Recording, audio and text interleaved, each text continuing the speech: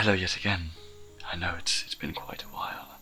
I hope once again you are doing well. My adventures have brought me now, believe it or not, to the jungles of elsewhere. And I decided I've been so busy, but now is a great time to just take a rest and work on my art, my reason for traveling. I need to get back to why I'm out here doing what I am doing. Initially today I was simply going to be doing some anatomy studies, but it actually evolved. The idea evolved in my head, and you'll see as the video goes on what that became. Well, actually, I suppose you must have seen the thumbnail by now and have a general idea, so I may as well not hide it for you. While I was collecting reference, I happened to just find a picture of a Jester, and it made me think, oh, why not? It's a bit of a unique idea, you always have cat clown, Joker-like characters they're always frail and skinny, these crazy clowns. But what if I made one that was big and strong and muscular and powerful looking? So that's what I'm going for today. I decided to get the proportions and the shapes. I would actually polymodel the base mesh. It's a new thing I've been doing a lot more lately, actually, is getting the silhouettes and base meshes from polymodeling to sculpting from rough shapes. It comes with its own complications. It can be quite limiting sometimes on your base shape, but that's when we can bring it into ZBrush. And since this isn't going to be a fully rigged model, it's just going to be like a sculpture. I'm not worried about the topology. I did, however, have a hard time keeping the forms when I was trying to retopologize it after first bringing the mesh into ZBrush. Eventually, though, I figured it out. The fingers turned out to be the hardest part, but I knew I'd be posing it, and I'd just make sure they looked good from the camera angle when the time came down to it. Now, I started looking at the shapes, of course. It's always important to keep your anatomy fresh in your mind, and a good understanding of a good understanding of the anatomical functions of the human body and what things are where and what it is that they do, and the bones and the muscle placements. It's important to understand. Just practice is the best way. Get some reference and keep working on it. It's deceptively complicated, and it took me a long time to get an idea of what should be where. And it's kind of like riding a bike, but it's always good to just come back to it. And, in this one we're actually getting an interesting character out of it as well. So it's great. It's a really lovely time working on this. I find it's always really satisfying seeing the body parts come together, and when you start sculpting and seeing the way the muscles intertwine. As of right now, I haven't done too much detailing because, of course, I'm going to be posing him. And when you pose by just moving the model around ZBrush, which is what I'll be doing here, a lot of the time it deforms the mesh, so the detailing can get lost. And just really making sure that his proportions are. I want him to have really immediately big muscles. Some of the immediately noticeable muscles that you want to make large if you're trying to make it muscular. The muscles on his neck and the lateral muscles on his back, and shoulders too. Shoulders are extremely important. And then I just quickly make some more work on the face, and then I begin the posing. As you can see, it really kind of can destroy the mesh and it puts you in a position where you're gonna have to recreate some of the detail anyway. So don't go too overboard until you start posing, unless of course you're not doing a sculpture and you're planning on retopologizing the model. When I'm posing a character like this, it must look so silly, I imagine, if someone's watching, because you see I stand up and I do the pose myself, and of course if someone was to walk by and see me, I'm actually, believe it or not, I'm in a small tree house. It's not too far from a small village, so you might hear some kids running or playing in the background. Don't worry about that.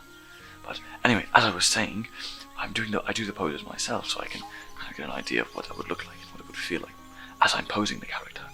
And my God, this must be the silliest thing to look at.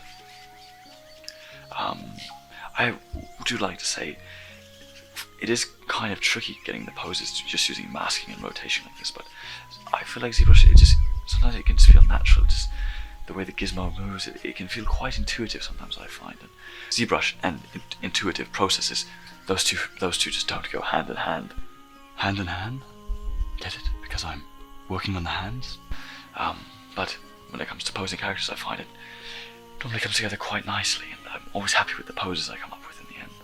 I just made the hands, and they're in different shapes, so the muscles and the veins and the tendons, of course, will be flexed in different ways. So it's a good thing I didn't worry about detailing them too much beforehand.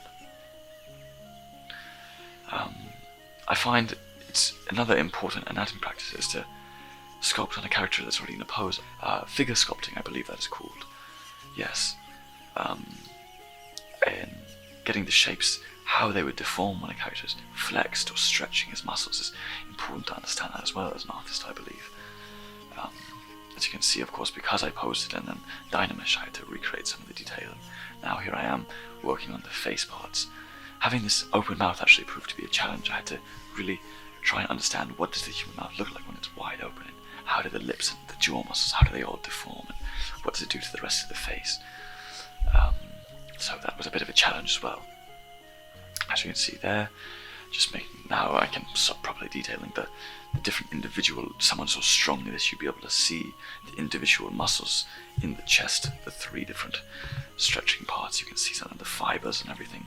When you have someone with so much muscle, so big and so little fat, the individual fibers actually make a texture on the skin. If you look at pictures of extreme bodybuilders when they're posing on stage, when they've gone through the shredding process right before a big show or a competition, and you can see they've leaned out just for that. It's obviously not a healthy state to have your body in, but anyway, I'm not a fitness expert. That's not my area of expertise, is it? So let's back to the art. My apologies, I always get so sidetracked. Now I'm creating some apparel for him, starting with some leather wrist guards. In my mind, I'm imagining them being leather, so while they deform a little bit with the muscles, they'd mostly be stiff and you wouldn't see so much, but there'd be a little bit of deformation in the bigger shapes you'd see coming through. I spent actually quite a while deciding. I knew I wanted him to have bells, like just the jingly kind of bells, but I wanted them on his wrists. But I spent a while thinking, how can I make them? Do I just have a couple hanging from strings? How do I want to do this? I decided to come back to it later, and I decided I need to make him in mouth for him. I need to finish off kind of his face, so I get a better idea of the character, start fleshing out the character side of it, not just the physical shape. Give him some personality. I used the Toon teeth already in ZBrush as a base and then adjusted them to my liking. And I was actually quite happy with that. Now, moving on, we create a base for some pants. Here, what I did was I extracted using the extract tool in the subtool category.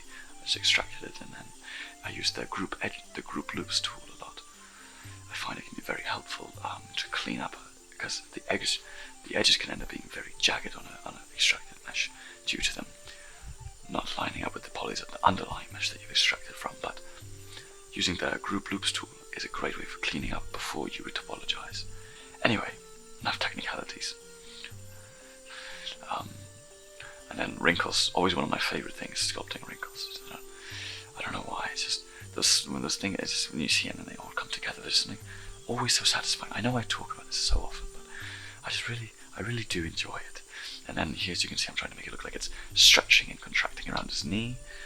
And then I went into Blender here to make the bells. Unfortunately, the footage, for some reason, it just didn't record the initial process, but it's basically just a sphere with that shape cut out of it. And then eventually, as you can see, I figured out what I was going to do for the wrists. I just put 4 bells on the top and the bottom part, so that it kind of balanced out. And now I'm making him his hat, Jester hat, the most iconic symbol of a Jester.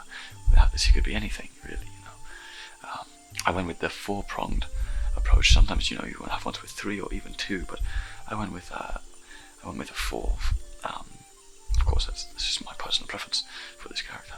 I put bells on the end of them and then quickly made him a tongue, and then back into ZBrush. My goodness, we're moving fast here, aren't we? To detail the hat, make the rim look soft and, like it's made of fabric, and then obviously you don't want too stiff the jutting out bit of the hat. My apologies, I don't know what they're called. And now I started colouring. Also, my apologies for this awfully strong wind. I do not know where it is coming from, but I have a feeling it is absolutely buffeting my microphone, and I apologise for that. Of course, the black and red colour scheme for the hand is iconic. I hand painted this, or there was no trick here. I just had to try and make sure the lines were clean, got in there, and was thorough with my detail. Same with the eye, I hand painted it. I wasn't too worried about it looking too pretty and too detailed, because the camera was going to be seeing it from farther away.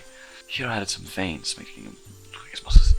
Believe it or not, even though they're small, they really add to that bulging effect because we're so used to, seeing veins popping out as a sign of strain, and our brain subconsciously registers that. It's quite easy to do just with the standard brush. Now, more colouring. You have, of course, the skin, the basic colour, nothing special, but I added some makeup. It's reminiscent of the Joker, very popular character. It's in a similar theme. And his eyes, I gave him that little eye makeup. Then I wanted to make it look imperfect, added some small imperfections. And now, as I mentioned before, the detailing of the eye, very simple. Just the black for the iris and then the brown for the pupil. And a little bit of white paint on the face. Just a subtle look. I wanted it to look faded and worn, gives him a little bit more of a frightening Jester look. The pants, I kind of, I winged it with the detail. This wasn't really of an inspiration. I wanted something that would be easy to paint, I'll be honest, that would still give off that kind of match the theme that we're going for here. And now, something I've never really shown before is when I'm doing characters like this, my render process, I quickly render out with some high quality shadows and ambient occlusion, and then render out plenty of different matte caps like this that all give different effects before taking all of these images into Photoshop. And then I have a color ID render as well, which I unfortunately didn't show, and then which allows me to apply different matte caps to different body parts quite easily without having to go in and paint the fine details. And then I can use different render passes, make it using hard light, soft light, different things like that, instead of just normal overlay, to have it affect and mix and match the different matte caps and the original render, mix them all together, and then I can paint things on. As you can see, I used a metallic map to give it some shine, and then I painted that on his chest. And on his pants I wanted him to give more of a silky look, so I had a silky material which I applied onto his pants, and then this outline matte cap which I used for simply a rim light type of effect. And I actually really love how this always ends up looking. It really makes the character pop and stand out. It's just doing things like this, it gives you so much control, and there's 100 different effects you can come out with. And I find it really, for me, I always end up leaning towards trying to make my 3D piece look more like a drawing or a painting. I really like the effect that can give, and then I duplicate it and turn the whole thing into one object so I can add some motion blur to give a bit more chaos and make it look more like a dynamic picture.